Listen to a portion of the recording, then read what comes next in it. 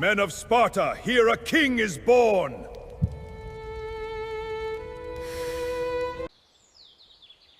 Numa, save Rome!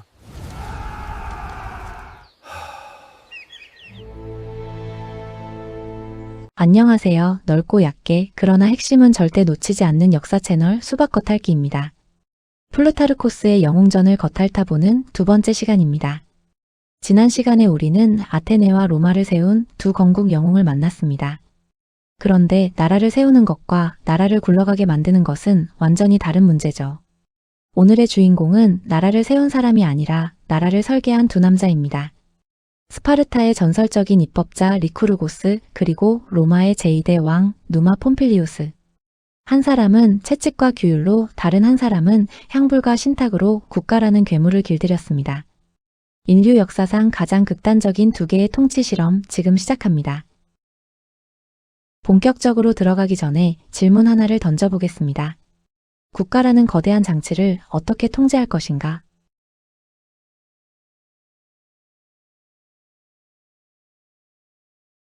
국가는 세금을 걷고 군대를 보내고 법을 어기면 감옥에 가둡니다. 본질적으로 합법화된 폭력을 독점한 장치라는 얘기죠. 그런데 이 무시무시한 장치가 폭주하지 않고 안정적으로 굴러가게 만들려면 대체 무엇이 필요할까요? 고대 그리스와 로마의 역사는 바로 이 질문에 답하기 위해 고안된 수많은 통치 실험의 전시장입니다. 그리고 오늘 만날 두 인물은 그 전시장에서 가장 극단적인 두 개의 답안을 제출한 설계자들입니다. 국가와 개인의 관계는 사실 꽤나 부조리한 거래입니다. 국가는 필연적으로 개인의 자유를 일정 부분 억압합니다. 하고 싶은 대로 다 하고 살 수는 없죠. 대신 그 대가로 생존과 질서를 제공합니다. 밤길을 걸어도 되고 내 재산을 강도에게 빼앗기지 않으며 외적이 쳐들어오면 군대가 막아줍니다. 자유를 내놓는 대신 안전을 받는 것, 이것이 국가라는 거래의 본질입니다. 문제는 이 교환 비율이 공정한가입니다. 자유는 얼마나 내놓아야 하고 안전은 얼마나 돌려받아야 정당한 걸까요? 이 부조리한 교환 비율을 정당화하기 위해 인류는 수천 년간 온갖 제도와 이념을 발명해 왔습니다.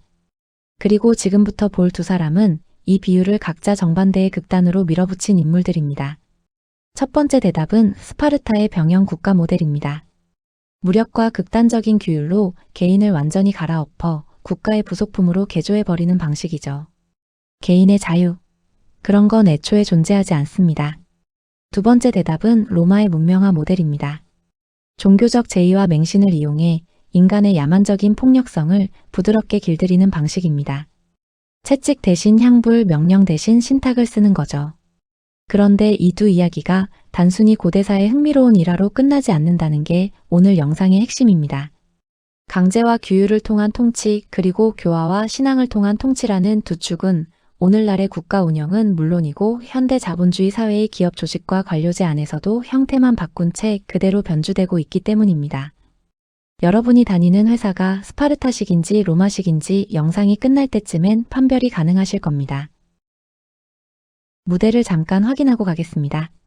지도 가운데 그리스 본토의 펠로폰네소스 반도 남쪽에 스파르타가 있습니다. 험준한 산맥으로 둘러싸인 내륙 도시라 성벽조차 쌓지 않았던 곳이죠. 그리고 이탈리아 반도 중부 테베레 강가에 로마가 있습니다. 갓 태어난 신생 도시국가로 사방이 호전적인 부족들로 둘러싸인 화약고였습니다. 지중해를 사이에 두고 마주본 이 두 도시에서 비슷한 시기에 정반대의 국가 실험이 진행됩니다. 제1장 권력을 대하는 상반된 태도입니다. 국가를 재창조한 두 영웅의 서사는 절대 권력을 손에 쥐는 과정에서부터 극명한 대조를 이룹니다. 한 명은 자기 발밑으로 굴러들어온 절대 권력을 국가의 안위를 위해 능동적으로 포기했고, 다른 한 명은 타인들이 억지로 쥐어주는 권력을 마지못해 수락했습니다. 권력을 걷어찬 남자와 권력에 끌려간 남자, 먼저 걷어찬 쪽부터 보시죠. 리쿠르고스가 등장하기 전에 스파르타는 그야말로 무법천지였습니다. 왕과 민중이 수시로 충돌하는 극심한 아노미 상태였죠. 그의 아버지이자 스파르타의 왕이었던 에우노모스는 민중의 폭동을 진압하려다 푸죽간 시칼에 찔려 암살당했습니다. 왕이 길거리에서 시칼에 맞아 죽는 나라, 이게 당시 스파르타의 수준이었습니다. 뒤를 이은 형 폴리데크테스마저 일찍 요절하면서 왕위는 자연스럽게 리쿠르고스에게 넘어옵니다. 그런데 즉위 직후 형수였던 전임 왕비가 임신 중이라는 사실이 밝혀집니다. 리쿠르고스는 즉시 선언합니다. 뱃속의 아이가 아들이면 왕위를 내려놓고 섭정으로만 남겠다고요. 그러자 권력욕에 눈이 먼 형수가 은밀히 사람을 보내 끔찍한 제안을 합니다. 뱃속의 아이를 유산시켜 줄 테니 자신과 결혼해서 함께 왕자를 차지하자는 거였죠. 친어머니가 자기 아이를 지우겠다고 나선 겁니다. 이 대목에서 리쿠르고스가 보여준 정치적 수완은 현대의 마키아벨리스트들도 혀를 내두를 만큼 정교하고 냉혹합니다. 그는 속으로는 경악했지만 겉으로는 조금도 내색하지 않고 제안을 수락하는 척 연기합니다. 억지로 유산약을 먹으면 산모의 건강이 위험하니 일단 무사히 낳기만 하면 갓난아기는 자기가 직접 처리하겠다고 안심시킨 거죠. 그리고 출산일이 다가오자 믿을 만한 신하들을 산실 주변에 배치하고 아들이 태어나면 자신이 무엇을 하고 있든 즉시 데려오라고 엄명을 내립니다. 마침내 리쿠르고스가 최고위 관료들과 저녁 식사를 하던 중 시종들이 갓 태어난 남자아이를 포대기에 싸서 데려옵니다. 리쿠르고스는 주저없이 아기를 품에 안고 좌중을 향해 외칩니다. 스파르타의 남성들이여, 여기 우리에게 왕이 태어났소. 그는 아기를 왕좌에 눕히고 민중의 기쁨이라는 뜻이 카릴라오스라는 이름을 지어줍니다. 리쿠르고스의 치세는 단 8개월로 끝났지만 이 일화 하나로 그는 권력보다 정의를 우위에 둔 영웅으로 칭송받게 됩니다. 그리고 형수의 친정 세력이 제기할 영모의 의심마저 원천 차단하기 위해 조카가 성년이 되어 후계자를 낳을 때까지 스스로 스파르타를 떠나 기나긴 해외 유랑길에 오릅니다. 권력을 내려놓는 것도 모자라 아예 나라 밖으로 나가버린 겁니다. 반면 누마 폼필리우스의 즉위는 피비린내 나는 정치적 타협의 산물이었습니다. 로마의 건국자 로물루스가 캠푸스 마르티우스에서 군대를 사열하던 중 갑작스러운 폭풍우 속에서 실종되는 사건이 벌어집니다. 대중은 원로원 귀족들이 독단적인 왕을 암살하고 시신을 찢어 숨겼다고 의심했고 원주민 로마인과 이주민 사비니인 사이의 민족적, 계급적 갈등은 내전 직전까지 치닫습니다. 서로 자기 혈통에서 왕을 내겠다고 으르렁대던 양측은 결국 극적인 타협에 도달합니다. 로마인 원로원이 사비니 출신 인물을 지명한다는 조건이었죠. 이때 만장일치로 지목된 인물이 바로 쿠레스 지방에서 종교적 명상과 철학적 사유에 잠겨 은둔하던 40세의 철학자 누마였습니다. 그런데 정작 본인은 거절합니다. 권력의 혈안이 된 자들이 넘쳐나던 시대에 왕관을 갖다 바치겠다는데 싫다는 겁니다. 자신의 삶은 지금 이대로 안 오나며 남의 것을 빼앗는 데 미쳐있고 전쟁에 중독된 로마인들에게 평화와 정의를 설교해봐야 웃음거리가 될 뿐이라는 거였죠. 원로원 사절단은 매달립니다. 당신이 거절하면 로마는 다시 분열해 서로의 목을 치는 참극이 벌어질 거라고 신들의 뜻을 받들어 통치의 짐을 져달라고 애원합니다. 거듭된 설득 끝에 누마는 로마로 향합니다. 그런데 시민들의 열렬한 환호 속에서도 곧바로 왕관을 쓰지 않습니다. 그는 타르페이아 언덕 훗날의 카피톨리누스 언덕에 올라 새점을 치고 신들의 승인을 확인한 후에야 비로소 로마의 제2대 왕으로 즉위합니다. 권력을 원한 자가 아니라 권력이 필요로 한 자의 모습이었습니다. 제2장 권력 윤리의 극명한 대비입니다. 그런데 리쿠르고스의 조카 구출 일화 어디서 많이 본 구도 아닌가요? 어린 조카가 합법적 왕위 계승권자이고 야심만만한 숙부가 막강한 실권을 쥐고 있는 상황.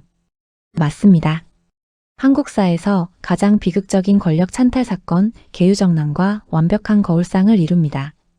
조선의 세조, 즉 수양대군의 이야기를 리쿠르고스 옆에 나란히 놓고 보면 국가를 위한다는 대의명분 아래 숨겨진 정치인들의 위선과 권력 윤리의 본질이 아주 날카롭게 드러납니다. 조선의 제6대 임금 단종은 할아버지 세종과 아버지 문종이 연이어 세상을 떠나면서 불과 12세의 어린 나이에 왕위에 오릅니다. 문종은 자신의 병약함을 직감하고 죽기 전 김종서, 황보인 등 고명 대신들에게 어린 세자를 간곡히 부탁했죠. 그런데 숙부인 수양대군은 바로 이 지점을 파고듭니다. 신하들의 권력, 즉 신권이 비대해져 왕권을 능가하게 되었다는 명분이었습니다. 강력한 군주가 되어 혼란을 수습하고 더 강한 조선을 만들겠다는 구실로 한명회 등 신복들을 규합하고 사병을 양성합니다. 1453년 10월 10일 밤 수양대군은 무사들을 이끌고 북방의 호랑이라 불리던 김종서의 집을 기습해 그를 철퇴로 내리쳐 참살합니다. 계유정난의 시작이었죠. 이후 그는 단종을 핍박해 상황으로 밀어내고 1455년 스스로 왕위에 오릅니다. 그리고 끝내 조카를 강원도 영월에 척박한 청령포로 유배 보낸 뒤 16세의 나이에 죽음으로 내멉니다. 이 과정에서 사육신으로 대표되는 수많은 충신이 끔찍한 고문 끝에 처형당했고 그 일족은 노비로 전락하거나 도륙되었습니다. 물론 반론도 있습니다. 세조가 육조 직계제를 부활시키고 경국대전 편찬의 기틀을 마련했으며 호국 불교를 장려하고 월인석보를 간행하는 등 통치체제를 정비한 치적이 있다는 평가죠. 하지만 그의 쿠데타는 철저히 정당성이 결여된 사적 탐욕의 발로였고 그가 창출한 공신 세력 이른바 훈구파는 이후 조선 사회를 수백 년간 관직 매매와 불법적 토지 겸병, 파벌 싸움의 늪으로 몰아넣는 기원이 됩니다. 세조 본인도 말년에 끔찍한 피부병과 조카를 죽인 죄책감에 따른 악몽에 시달리다 비참하게 생을 마감했다고 전해지죠. 업보는 이자까지 쳐서 돌아오는 법입니다. 두 사람의 조건을 표로 나란히 놓고 보면 소름이 돋습니다. 갓 태어난 조카와 12살 조카 둘 다 합법적 왕위 계승권자였습니다. 그런데 리쿠르고스가 처한 상황이 오히려 훨씬 심각했습니다.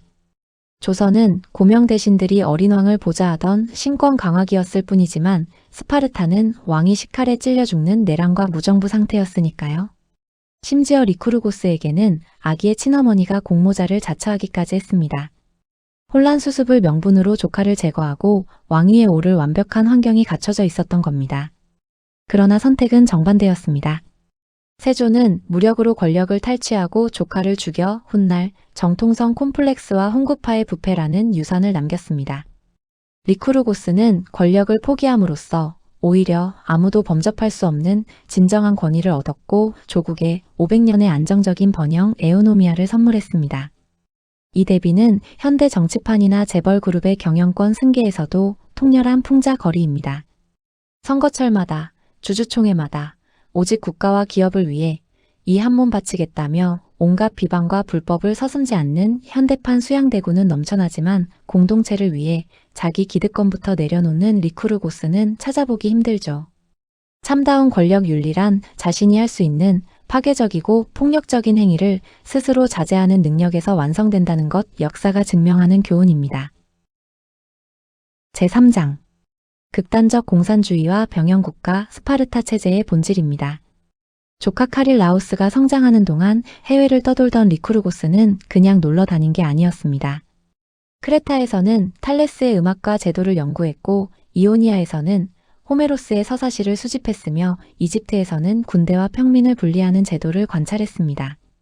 세계 각지의 통치 기술을 벤치마킹한 거죠. 그리고 델포이의 신탁으로부터 인간이라기보다는 신에 가깝다는 극찬과 함께 새로운 법률 체계인 위대한 레트라에 대한 신의 승인을 받아 귀국합니다. 귀국한 그는 과거의 스파르타를 완전히 파괴하고 재창조하기 시작합니다. 질병에 걸린 환자에게 독한 약을 처방하듯 점진적 개선이 아니라 국가의 모든 체질을 근본부터 뜯어고치는 충격요법이었습니다.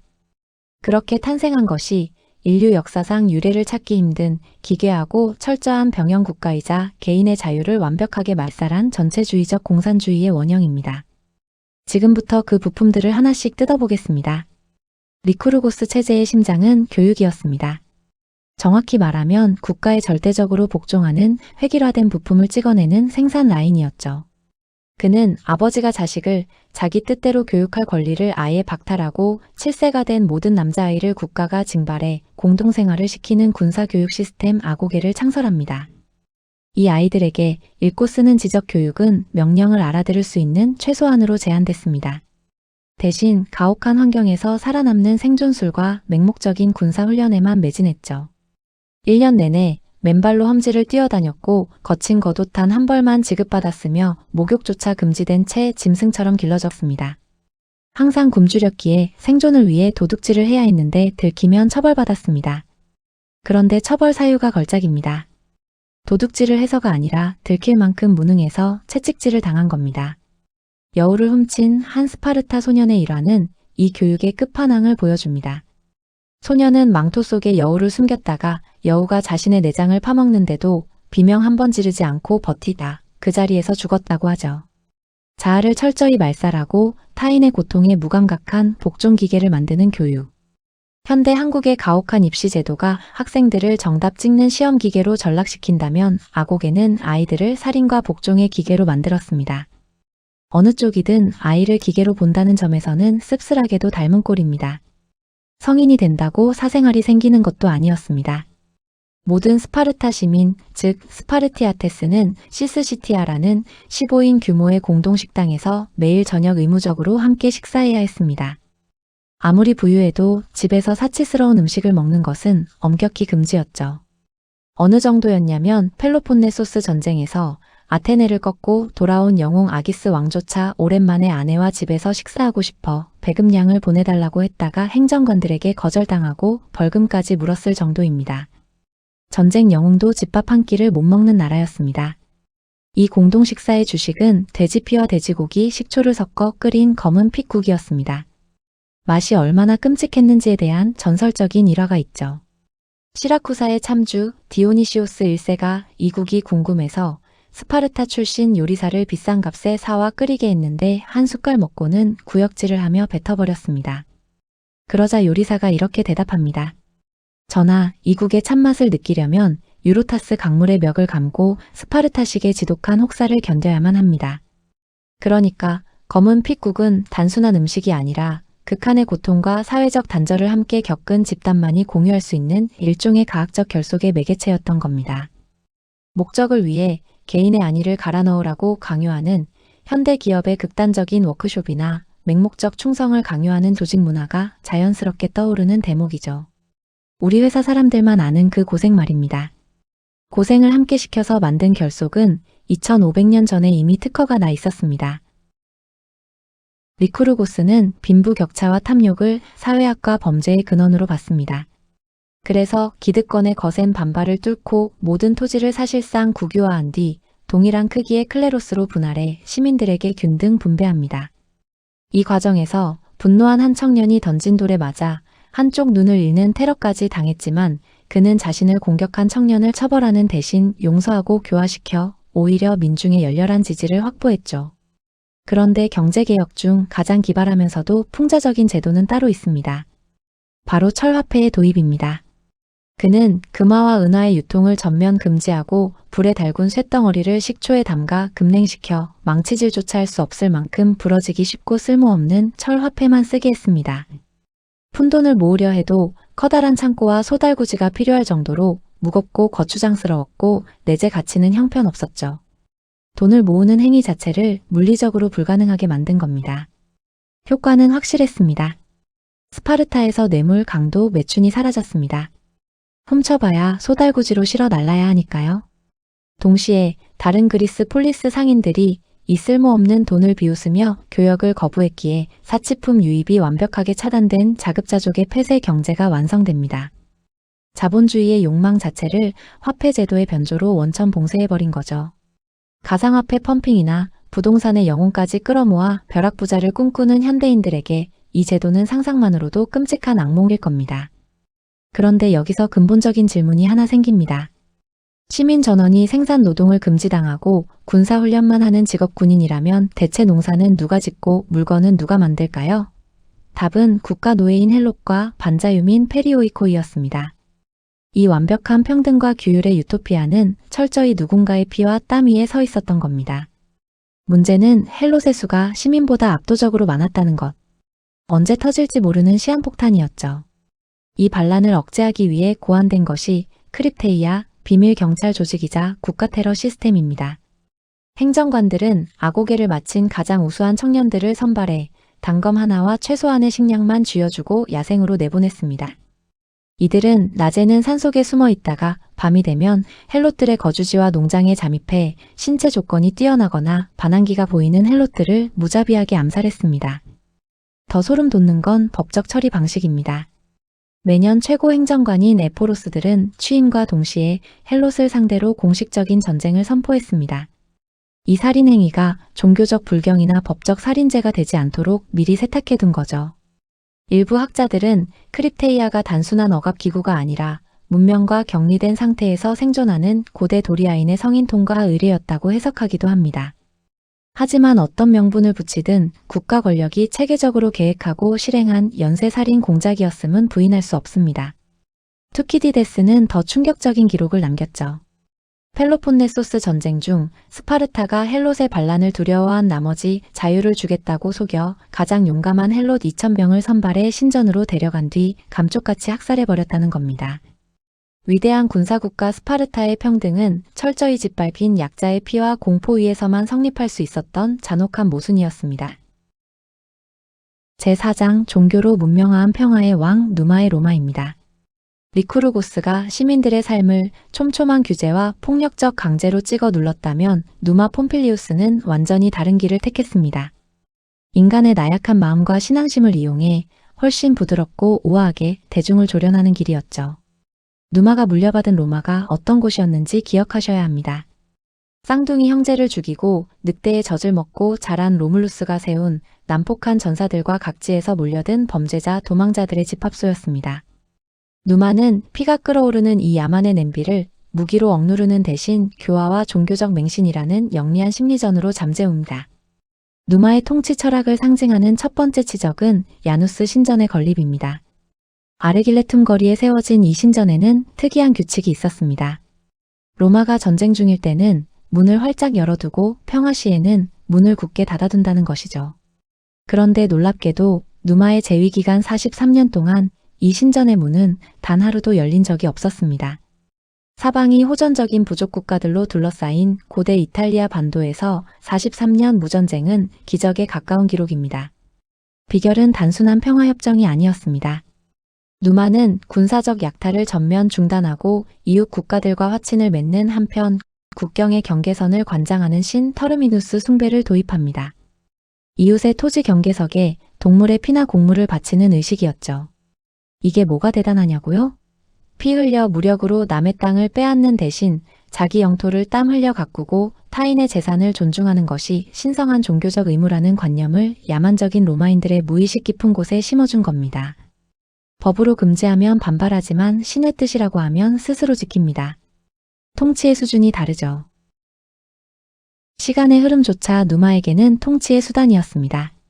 로물루스 시대의 로마 달력은 10개월 약 304일 체제라 농경과 계절의 주기가 엉망이었습니다.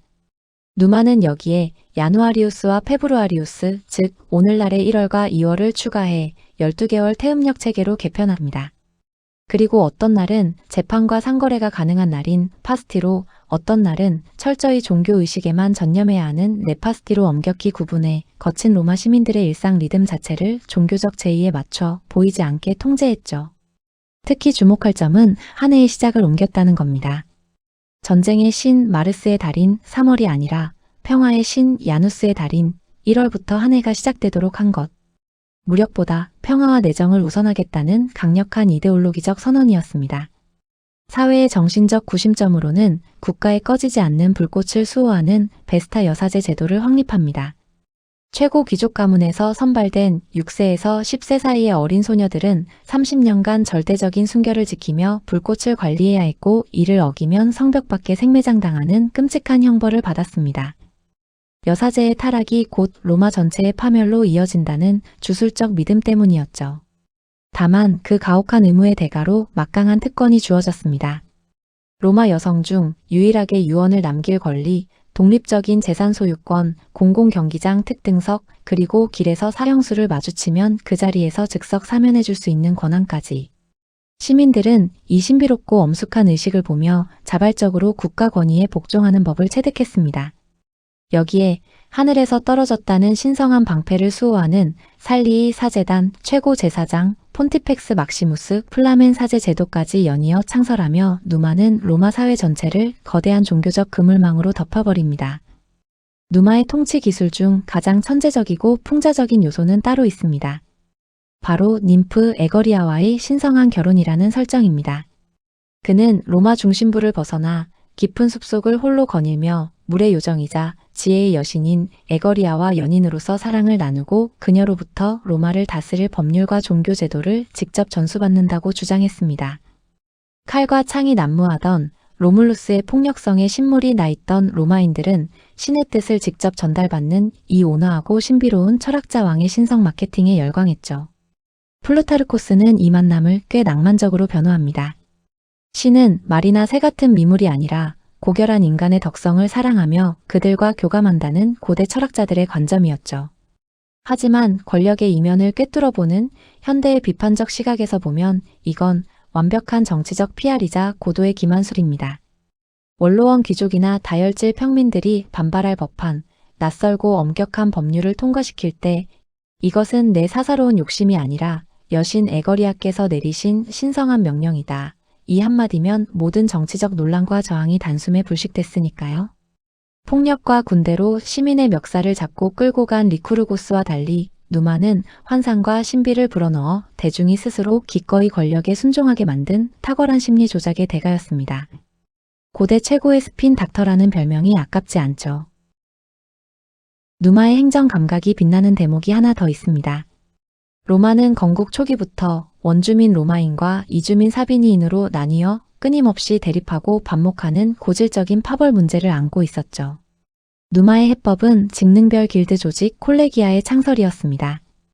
핵심은 피해 혈통과 부족에 따른 거주지 분리를 완전히 타파하고 금세공인, 목수, 재화공, 피역공, 도기공, 음악가 등 생업과 직업 단위로 사람들을 해체한 뒤 재배치했다는 겁니다.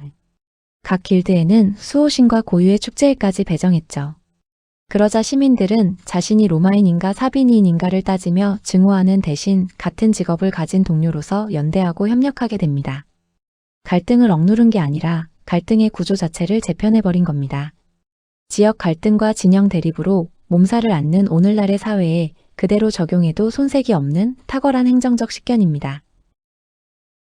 제5장 사료관 이견 및 학계의 평가 신화인가 역사인가. 여기까지 들으셨으면 슬슬 의심이 드실 겁니다. 아니, 이야기가 너무 잘 짜여 있는 거 아닌가? 맞습니다. 플루타르코스가 두 거인을 비교한 통찰은 눈부시지만 근대 역사학과 고고학의 비판적 교차 검증 아래서는 흥미로우면서도 치명적인 사료적 맹점들이 드러납니다. 두 영웅은 실존 여부 자체가 고대 당대부터 치열한 논쟁거리였습니다. 먼저 리쿠르고스. 사실 플루타르코스 본인부터 리쿠르고스 전의 첫 문장을 이렇게 시작합니다. 이 입법자에 대해서는 단 하나도 확실하게 말할 수 있는 것이 없으며 역사가들마다 의견이 모두 다르다. 저자가 첫 줄부터 자백한 셈이죠.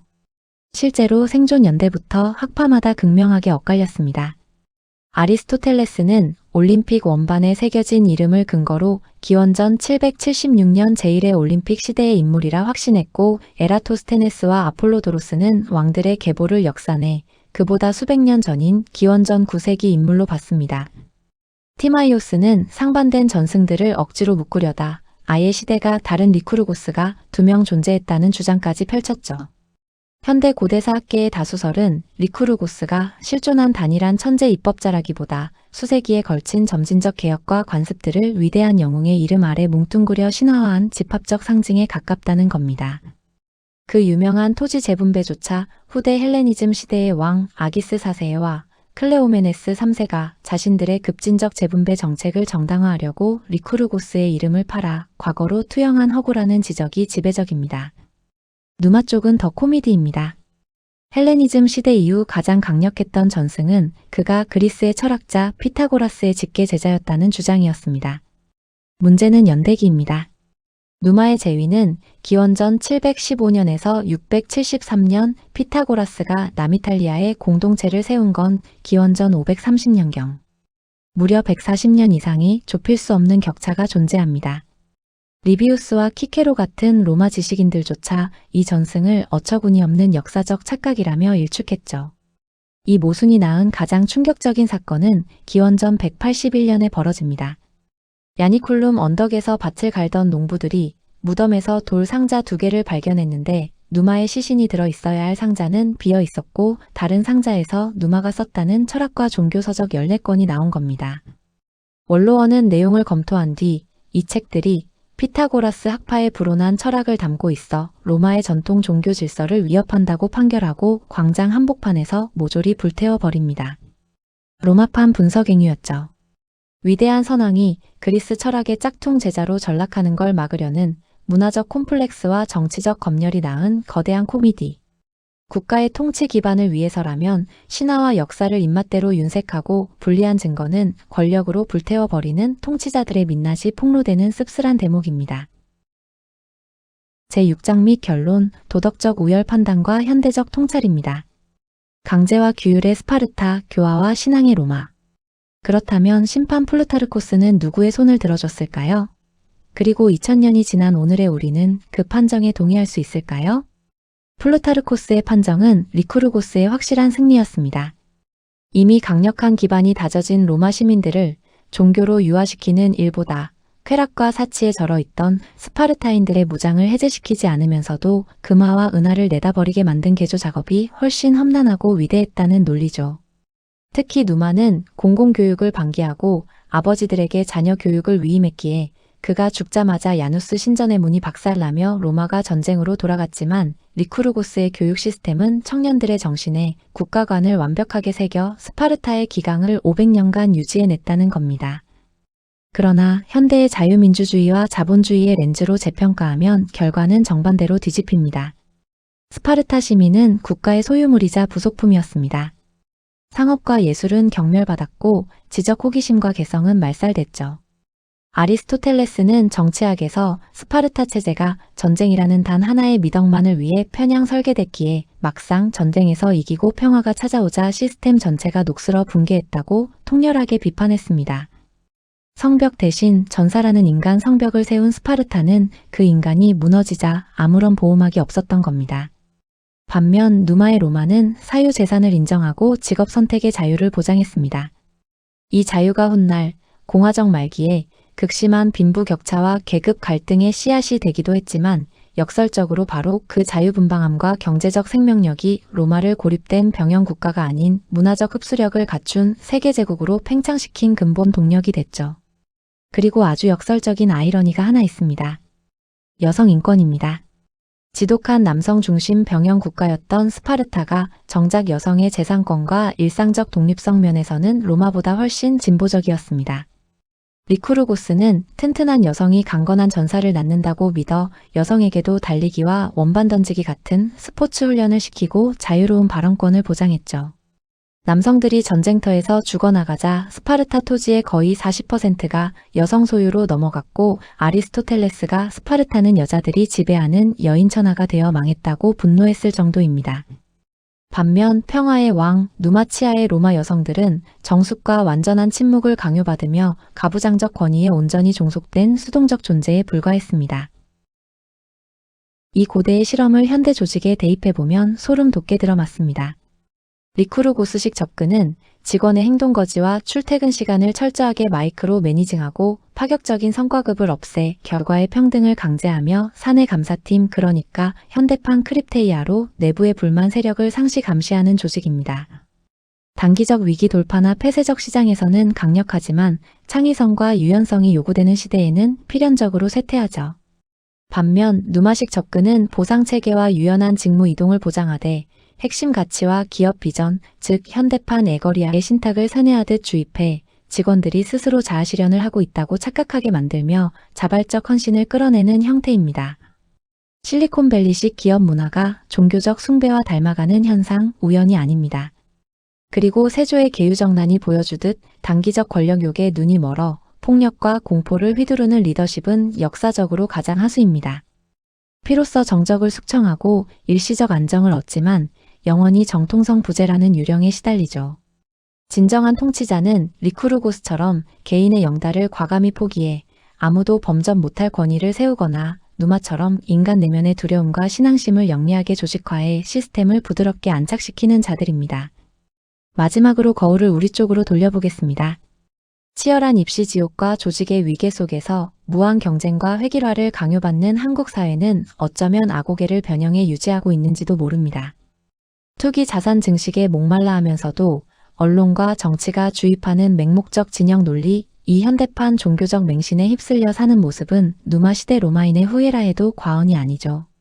무력과 세뇌의 철권 통치는 평화가 오는 순간 경직성으로 스스로 붕괴했고 맹신과 자유방임의 혼합은 제국을 이뤘지만 끝없는 빈부격차와 탐욕의 폭발이라는 후유증을 남겼습니다. 두 입법자가 인류에게 남긴 유산은 결국 이겁니다. 완벽한 국가 시스템이란 존재하지 않으며 인간 사회란 억압의 강도와 심리적 기만 방식의 차이만 존재하는 거대한 실험실이라는 것. 냉소적이지만 부정하기 어려운 결론입니다. 오늘은 플루타르코스의 영웅전 두 번째 짝 스파르타의 리쿠르고스와 로마의 누마 폼필리우스를 겉핥아봤습니다. 채찍의 설계자와 향불의 설계자. 2500년 전의 두 실험은 지금도 여러분의 회사에서, 학교에서, 그리고 뉴스 속 정치판에서 매일 반복되고 있습니다. 여러분은 어느 쪽 시스템 안에서 살고 계신가요? 댓글로 의견을 나눠주세요. 영상이 유익하셨다면 구독과 좋아요 부탁드립니다. 다음 시간에도 플루타르코스의 영웅들과 함께 돌아오겠습니다. 지금까지 수박 겉핥기였습니다. 감사합니다.